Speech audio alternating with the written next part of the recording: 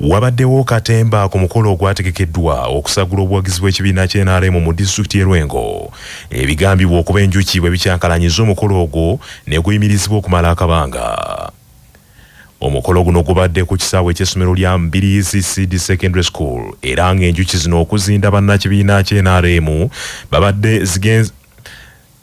babadde zibageze batandise okwogera era nga ziriko ne kamera ez'abannamawulire zikutteko ne ziremesa okukwata ebigenda mu maaso. Embeera efuukidde ddala ya bunkenke eri baminisita abadde ku mukolo ogwo, ababaka ba paalamenti n'abawagizi b'ekibiina ky'NRM abadde bakuŋŋaanye. Enjuki zino era zisaasaanye n'ekiwaliriza abategesi b'omukolo ogwo okuggyawo abagenyi baabwe ne babatwala mu kifo eky'enjawulo ekibaliridde ekyemisana nga bebalinda enjuki ezo okwamuka ekitundu ekyo. Teina kyejja kukola zino enjuki bannange, enjuki tezirina buzibu, nze kibojjera nze mbagambye temudduka njuki, ekyo mikisa gyaffe. Abali mu maaso beŋŋambye ng'olina w'otuula, atalina w'otuula oveewo kubanga ab'emabega tebagenda kulaba. Mutegedde kamere nete kuno zibadde mu nteekateeka yange nga MC. Kaakati omanye ekizibu kyendabye esebo ye sayizi ennene bweti okutya akayuki akamu bwe kati tulaba ono bwe bityo nemba bw'ogikuba omukala esooka kudduka.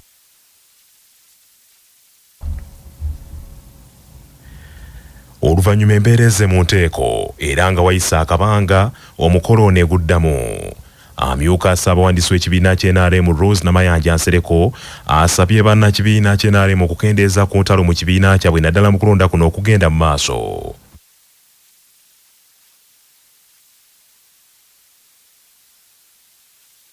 Ekigendererwa kya PDM mu kisanja kino we kiggweerako na kiri ekiddako nga ku buli muluka kuliko kabbanka kaagwo nga teweetaaga kugenda wamma ne lenda nga ssente eziri ku muluka zikumala okwewola kibanja mpola ate ku magoba amatono. N'olwekyo njagala kubasaba mwenna mugoberere enkola eyo. Bingi byogeddwa oyinza okuba ng'oli Lwengo wano nga bingi ebitannakolebwa, naye mbagamba nti Lwengo y'emu ku district mu byenjigiriza mu primary Lwengo erina emiruka 45 naye amasomero ga UPG gali 132. Minisita w'ebyensimbi n'okuteekerateekera eggwanga nga minisita omubeezi Amos Lugoloobi ategeeza bannakibiina ky'NRM bakimanye nti balina bingi baagala gavumenti okubakolera naye byonna tebiyinza kukolebwa mulundi gumu. Kale n'abawa amagezi okugumiikiriza nga gavumenti ekole ku bintu ebyo mpolampola. Ye minisita omubeezi w'ebyensimbi avunaanyizibwa ku microfinance Ajaluna Kyeyune Kasolo yeekokkodde abakozi ba gavumenti abezza ensimbi za gavumenti eziweerezebwa okulaakulanya abantu kwe kulagira ba RDC mu disitulikiti y'e Lwengo banoonye abantu bonna abafuna ensimbi z'emyoga ne bagaana okuzizza babawaliriza okuzizza. Omubaka omukyalo wa disitulikiti y'e Lwengo era nga yawumye omutwe mu kuteekateeka omukolo guno awanjagidde gavumenti esaasaanye amasannyalaze n'amazzi mu bitundu by'e Lwengo gye gatannatuuka. Ye ssentebe w'ekibuga eky'e Lwengo omulangira Joseph Lubega Bazoonoona agambye nti mu kibuga kino balina okusoomozebwa okw'ekimotoka ekyetikka n'okusomba kasasiro wamu n'oluguudo lwabwe olwa koolaasi olutaggwa. Omubaka wa paalamenti wa Bukoto Midwest Isaac Sejjoba Mayanja asabye baminisita ababadde ku mukolo guno bajjukize omukulembeze w'eggwanga era ssentebe w'ekibiina kyabwe okutuukiriza obweyamo bwe okusasulira abantu b'omuluka gw'ekaliisizo ettaka obukadde 25 basobole okuwona okutaataaganyizibwa ku ttaka kwe kusaba nti ekitundu kino kiyambibweko okulwanyisa enkaayana z'ettaka ezeeyongedde mu bitundu ebyo. Ekitongole ekiddukanya ekibuga Kampala ekya Kampala Capital City Authority KCCA nga kiriwamu ne poliisi bakutte abamu ku bantu abagambibwa nti bafere abadde beefuula abakozi b'ekitongole ekya KCCA ne bakanda abantu ensimbi eza paakingi ekyaviiriddeko n'abamu ku basuubuzi mu katale k'e Busega okwekalakaasa. Omusasi waffe Ssekajja Augustus Kabituwe. Abasuubuza okwekalakaasa kiddiridde abasajja abambadde t-shirt eziwandiikiddwako KCCA Security okubamalako ejja nakakaawa nga basolooza 2,000 ku buli mmotoka ya kasitoma eyingira mu katale ate nga buli piki bagijjako siringi 10,000 eza paakingi. Abasuubuzi bagamba nti embeera eno ebabuzizzaako obwekyusizo kubanga kati bali mu katuubagiro n'okukiraazina n'ow'enkufu era ng'ebbula ly'abakasitoma lyafuukira ddala baana baliwo. Bwe batyo bategeezezza CBS nti kino kye kibawaliriza okuwanvuya ku maloboozi nga basuubira nti osanga abakulu mu KCCA banaabaddiramu nga Muteesa bwe yaddira mu b'obugulu obutono ne bayimiriza abasajja bano ababasoloozaako ensimbi mu bumenyi bw'amateeka. Amannya g'eddoboozi Adija Namale Adina. Buli kasitoma gw'owulira gwe basoloozezza agamba sigenda kudda Busega. Kangende Buloba, kangende Kyengera, kansigale nateeka. Kiwezezza omwezi. Amannya gange nze Nansi Bugalwekyo. Senga abasuubuzi kitukosa nnyo kubanga KCCA yatuggyako abakyamaani baffe abaali batutegeera n'abatuleetera abantu betutamanyi abatumazeeko emirembe. Omwogezi wa KCCA Daniel Nuwabina agambye nti abavubuka bano ababadde beerimbika mu linnya lya KCCA ne babba abantu wowulira bino nga bakwatiddwa era bagenda kusimbibwa mu mbuga z'amateeka babitebye. Bw'atyo n'asaba abasuubuzi b'omu katale k'e Busega okukolagana ne KCCA okulaba ng'emize gino gimalibwawo. Tulina okukolagana awamu okukola nti nno wabeerawo omuntu atandise okukola ekintu ekitali kituufu bweki tulooperawo ewa market administrator oba department head bw'anaaba agenzeewo oba ne poliisi kubanga eyo parking ya katale omuntu yenna atataaganya ebyobusuubuzi mu katale aba akola musango era ajja kukwatibwa ng'abo ababadde batandise we bakwatiddwa. Ssekajija Augustus, CBS e Busega. Abantu ba Ssaabasajja Kabaka Musaza Busujju badduukiriddwa n'olusiisira lw'ebyobulamu olubaddemu n'okujjanjaba omusujja, sukaali n'okkeberwa mukenenya ku bwereere ng'omukaweefewo okusobozesa abantu ba Kabaka okubeera abalamu. Bannamikago abalafuubanira obulamu obulungi nga bye bannarotary ettabi ly'e Kampala Nsambya be bawumye omutwe mu lusiisira luno nga bakolaganira amu n'eddwaliro lya Mukwaya General Hospital erisangibwa mu Gombola Malangala mu Busujju. President wa Rotary Club ya Kampala Nsambya Namirembe Rachel Juko agambye nti ensiisira zino ziyambye nnyo okukyusa obulamu bw'abantu mu bitundu by'eggwanga eby'enjawulo kwe kusaba abantu okwongera okuzettanira.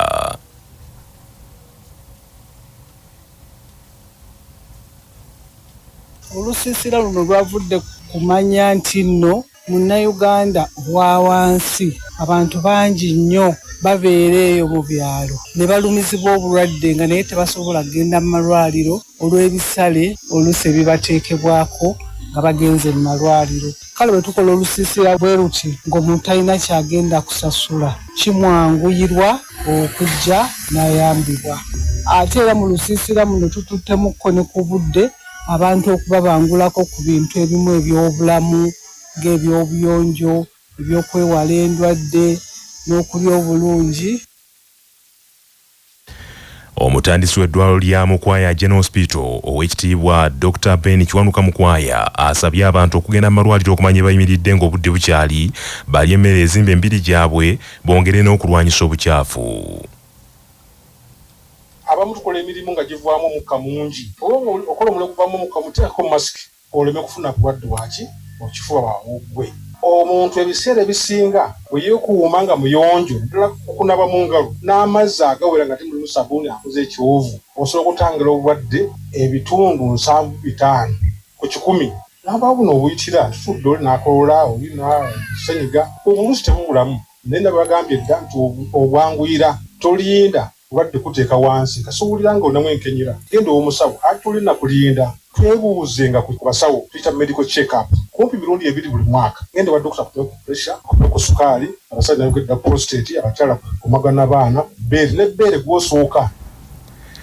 Dr. Naiga Naira akulembeddemu abasawo mu kujjanjaba kuno ategeezezza nti abantu ba Kabaka bakebereddwa n'okujjanjaba endwadde ez'enjawulo ku bwereere ne baweebwa n'eddagala. Endwadde ezijjanjabiddwa mulimu ne infection eziva ku bukyafu, akawuka akaleeta mukenenya, obulwadde bwa sukaali, pressure, omusujja gw'ensiri, ebifuba, embiro, amannyo n'endwadde endala nnyingi. Abafumbo bonna abagattibwa ku lukiiko e Lubaga nga bayita mu kibiina ekibagatta ekya Tuesday Class bajaguza emyaka 4 okuva lwe baatongozebwa omutukuvu omubaka wa Paapa eyawummula Ssaabasumba Dr. Augustine Kasujja ne bakukulumira nnyo abazadde abatafuddeyo ku baana ne bafuuka bakireerese. Omubaka wa Paapa eyawummula Ssaabasumba Dr. Augustine Kasujja asinzidde mu misa eno n'agamba nti wakati mu kiseera ng'ensi eweddemu ensa abazadde bangi tebakyalina mukwano eri abaana baabwe balesa abaana okutaayaaya ne bafuuka abalabe b'ensi. Omwana atayagalibwanga bulungi na bakadde be ne bwatuuka okufumbirwa oba okuwasa omuntu gw'awasa taba wa myaka gye. Bw'aba maama we teyamwagalanga, omulenzi oyo ayinza okunoonya omukyala amusingira ddala emyaka asobole okubeera ne maama omulala. Bw'abeera omuwala nga taata we teyamwagalanga bulungi mu waka, ate oyo naye anoonyayo omusajja amusingira ddala obukulu, awulire nti at last afunye taata we gw'ataalabako gw'ataafuna. Episcopal Vicar wa Kampala Vicariate Reverend Father Chiris Mayanja Sali era nga Cathedral Administrator wa Lutikko e Lubaga naye anenyeza nnyo abafumbo mu maka olw'okugunjulira enseene emisege ekijojobezza bannansi. Babura Itungo Kyagulanyi amanyiddwa nga Babi era nga yabadde omwogezi w'enjawulo ku mukolo guno akakasizza abazadde mu maka nti amaka ly'essomero erisooka eri abantu kwe kuwanjagira abazadde obutanenya nnyo mulala wabula bo bennyini beekubemu ttooki ku nkuza y'abaana ku mulembe guno.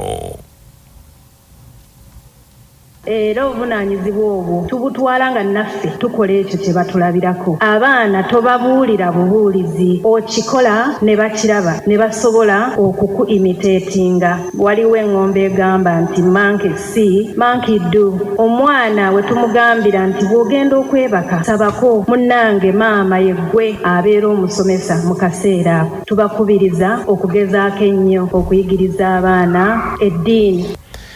Ssenkulu w'ekitongole kya Kabaka Foundation Mukungu Edward Kagwandagala abadde omugenyi omukulu asinzidde ono n'asaba abavubuka bonna bakomye okuzannyira ku kigambo obufumbo. Obufumbo y'empagi esobola okutwala ensi mu maaso. Nsaba tukubire nnyo Ekereziya mu ngalo olw'omulimu gw'ekola okusobola okuteekateeka eggwanga. Abavubuka bonna abatannafumbirwa embeera zaabwe muzimanyi ziba za kweyiiya. Leero alidde wano azadde wali si kyangu nnyo bukoosi ensi bateeka mu mbeera eyo naye tuba tetusobola kuzimba na kutwala ggwanga lyaffe mu maaso. Ebyo nga biri bityo abakristaayo abasinziza ku kanisa St. Peters mu Ndeeba mu Kampala egambibwa nti yamenyebwa omusuubuzi Bosco Muwonge bakukulumidde abakulembeze naddala bannabyabufuzi olw'okuzannyira akatemba w'ebyobufuzi mu nnaku y'abannansi. Okuva ekkanisa eno yamenyebwa bannabyabufuzi bangi babadde batuuka mu kifo ekyo naye nga bakoma ku kuvumirira buvumirizi n'okulabikira mu bifaananyi ku mikutu gya TV n'abandi ku radio. Bw'abadde akulembeddemu okusaba kuno Reverend Canon David Mpaji nga ye musumba w'ekatwe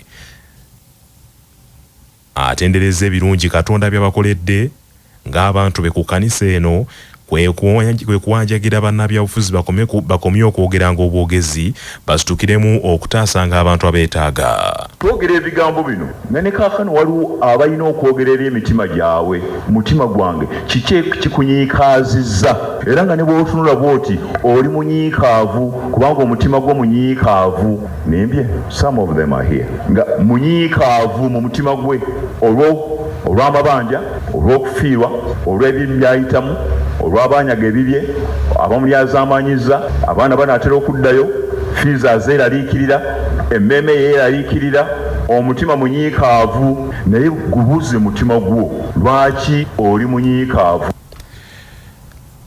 Reverend Canon David Mpaji mu ngeri emu asabye abakkiriza okuddamu okwekwanya okuzzaawo ennyumba ya Katonda kubanga batakikola empawo agenda kubayamba. Mu ngero essula 2:16 nti omutuukirivu omuntu wa Katonda agwa emirundi 7 nayambala n'ayimuka va gye wagwa yimuka topaakinga. Amiina. Ebizibu bisanga buli omu ebimalamu amaanyi bisanga buli omu. Ekizibu ekisinga okubeera ekyakabi mu bulamu bw'omuntu si kugwa naye okugwa n'osigala woogudde.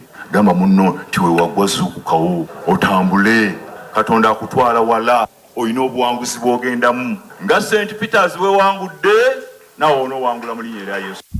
Manya obuvuna obuddo obw'eddembe lyo tonyigirizibwa ddembe lyo ery'obwebange. Ddembe lyo akutusibako nana Herbal Mouthwash ly'eddagala ettuufu lyennagakasa mu kujjanjaba endwadde z'amannyo. Amannyo gakuluma gasannyalala senyesa nana naye weegendereza abafere tebakuguza kappa mu kutiya musange mu famasi zonna yakakasibwa National Drug Authority nga bali wamu ne langi wa Global aleetawo enjawulo ku bisenge. Weefunire langi ya Global ku hardware yonna ekuli okumpi. Global Paint, a reliable product. nga bali wamu ne Baluswata Property Consultants batunda ettaka ku nguudo zonna eziyingira n'okufuluma ekibuga. Va mu by'ettaka lyakulukuta ennyumba ya kyama basange ku ofisi yaabwe Kyengera opposite Orange City essimu 0704 80 1905.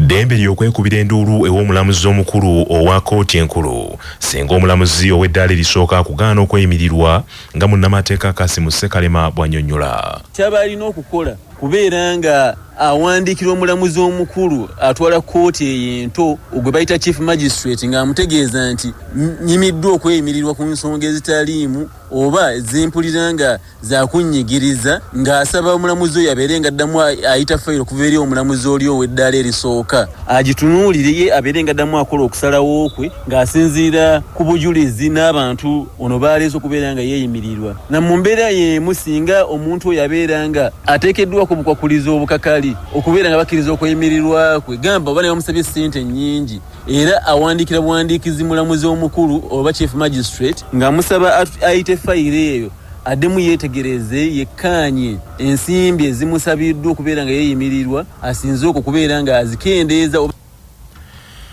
Abatuuze ab'ejjungu Kasanje mu ttawuni kanso y'e Kajjansi mu disitulikiti wa Kiso beekubidde enduulu eri poliisi ya Uganda ebataase ku bakayungirizi b'ettaka abeefudde ebbereegi abeekobana n'abamu ku bagagga ne bajingajinga ebiwandiiko by'ettaka kwe bali. Abatuuze balumiriza nti babbulooka b'ettaka bava ku mulamwa ogw'okuba bakayungirizi kaakano baatandika kukumpanya ttaka ly'abantu n'okubakaabya amaziga. Bano abakulembeddwamu Kalule Batulumaayo bategeeza Kyabasa nti abakulembeze mu kitundu ekyo okuli bassentebe b'ebyalo abatwala ne bammeeya b'ekitundu ekyo nabo bakirako abali mu kkobaane. Batusubira disi bamwine adisu yandiyeeko waakiri bayakwatamba baladisi abonna ndabazigwemba nze mulaba ku TV wane wona ogende ku poliisi Kasanje ojasanga baraddewo dda ssente obuyambi bwetwetaaga bwe tugenda mu poliisi tulopaloopa biganye bwe tugenda wano okwetolola Kasanje Town Council tugendawo ne bigaana ne tugenda nakawuka neera abantu batwetolola dda. Batulumaayo mu ngeri y'emu asabye Ssaabapoliisi wa Uganda Pansi Byakagaba akuba ettooki mu baserikale abaaweerezebwa mu bitundu byabwe kubanga abamu ku bo be babasindikira baatuuka n'ebigendererwa ebirala eby'okwegaggasa. Namukadde Musumbadde ow'emyaka 8 asaayiddwa emiti egiwerako omubadde egy'ebibala wamu n'ebirala kyokka ng'agamba nti alafubanya okunoonya obwenkanya mbw'obuyinza naye n'akottokera busa. Ebyo nga bikyali bityo waliwo abatuuze mu Kasanda South mu disitulikiti y'e Kasanda abaagala abakugu mu kakiiko aka disitulikiti ak'eby'ettaka balondole bulungi ettaka ku bali eriwezaako square miles 2 lireme kutwalibwa bannakigwanyizi mu kitundu ekyo. Abatuuze ku byalo okuli Namuganga, Kyakatebe A ne Kyakatebe B balumiriza nti waliwo abasajja abeegwanyiza ettaka lyabwe eribabaddeko okumala emyaka n'ebisiibo kyokka nga tebalirina kakwate konna. Bano gibuvuddeko basinkanye minisita by'ettaka Judith Nabakooba wamu n'omubaka akiikirira ekitundu ekyo mu Paalamenti Frank Kabuye ne babasuubiza okubataasa ku bannakigwanyiza abo wabula bagamba nti mpaawo kikoleddwa. Richard Bazongere omu ku batuuze abeekebyekkebye eddimu ery'okulwanirira bannaabwe ku ttaka eryo asabye gavumenti enyweze amateeka agakangavvula abenyigidde mu kubba ettaka baligobeko abanaku. Twakola ebbaluwa ewa kamisona land kati tutuusayo ebbaluwa minisita bwe yayingira mu ofisi n'abakobe balwa yagisangamu kati bw'agisangamu nayagala akalekolapa ayina abantu byatusindikira bafiddemu information alabe waatandikira tetumala okubannyonnyola ne battayo ne bamunnyonnyola kati n'akola saati alabe ku ekyo ekyogerebwa agenda okukola search ekituufu yalaba nga awantu wekisaba talina kyalabawo era nga balanga awatali muntu yenna akola ki aliwo kati byajja okutumiitinga yajja aliko nkusho era nga ali confident okweraliikirawo kaffe kwabwereere tewali muntu yenna aliwo n'akisinyonnyola naye kyamubuukako nti bwe yatuuka ku ground ate ffe ne tumugirayo ebiwandiiko byennyini bali kwe baasabira nga byonna biraga nti ddala batudde bwe bali era omusungu gwamukwata ku eri alani komite yaliwo n'asiibwa n'abagamba teddamu kukola ssaawa eyo. Wabaddewo okwesasa ku kyalo ky'Ekaliiro Viramaliya mu disitulikiti y'e Kalungu. Omusajja omutemu bw'afumisa omuwala ebiso n'amuleka ng'ataawa n'adduka wabula ababoodaabooda bamutaayiza.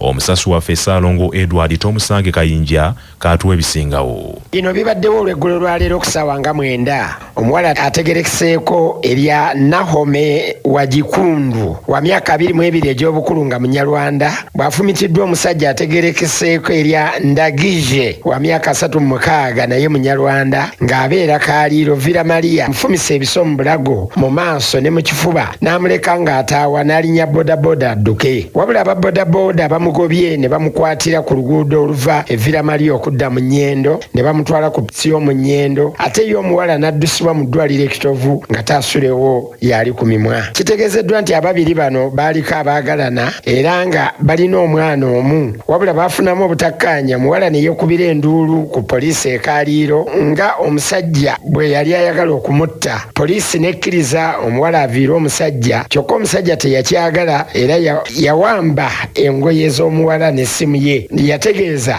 nti ne bwe buli baddi ajja kumutta. Omuwala oluvannyuma ng'aviiridde omusajja yafuna omulimu ku kantiini y'eddwaliro ly'ekitovu. Olunaku olwaleero poliisi y'e Kaliiro emuyise agenda anone engoye ze n'essimu wabula abadde tannatuuka waka omusajja abadde ng'eyamwetegekedde amusanze mu kkubo n'ajjayo ekiso mu mpale n'atandika okumufumita omubiri gwonna era ababodaboda abawulidde ng'alaajana be bazze ne bamutaasa. N'abasinga Grace akozesa omuwala Nahome Owigikundi ayogedde ku bituuse ku mukozi we. Twafunye ebbaluwa okuva ku poliisi e Kaliiro nga eyita Naume okuddayo nti bamuwe omwami biyatwala essimu ye n'engoye ze ne mugamba nti ojja kgenda enkya ku Sande tutabeera bize kati waagenza okunona ebintu bye n'awe e Kaliiro ku poliisi kwe kusanga omusajja mu kkubo. Omusajja n'amugwira n'atandika okumufumita n'amugamba waaki wankyawo olina okufa. Ababboda adde bayitawo kwe kumuyamba nga balaba omusajja amutta ne bakola ki ne bamutaasako omusajja n'adduka. Badde baleeta omuwala eno mu ddwaliro ekitovu omusajja naye n'ajja nga abagoba ku piki n'agamba owa booda amuleeta nti nina okumutwadde mumutwala mu ddwaliro. Ye owa bodaboda Luwemba Stephen ow'Ekabiji Bukomansimbi ng'ono ye muzira kisaayodde omuwala okumutwala mu ddwaliro ekitovu aliko byategeezezza CBS. Ababodaboda ab'e Kalungu bagezaako kumutayiza n'adduka nze ne muyamba ng'ali awo ayaaya n'obulamu bugenda ne muyamba ne muleeta nga ye awoza kimuntwala ekitovu tontwala Viira we wali abantu bange. Ekubadde okumuleeta laba ate bwe tubadde ntuuka ku kyokumpi omusajja anfumise ebiso wansangidde nga muleeta n'omuwala omu abadde amanyikiddwa nga amuyita Kojja n'aŋŋamba yo yamufumise ebiso n'agamba waboda alinnyemu abadde wamuweesa oyo omutemu n'aŋŋamba nti ngenze polisi kweripootinga Masaka naye olwayo tajja kusulawo era ngenda kwe kumusimbako musimbyeko nekuba enduulu ababodaboda b'omu Nnyendo bamu be banyambye nga mbagamba nti omutemu wuuyo afumise omukazi ebiso era be banyambye okumutaayiza ne bamuvuga piki ne bamutaayiza ne bamukiika piki ne tumukwata era kati akuumibwa ku poliisi y'omu Nnyendo wano.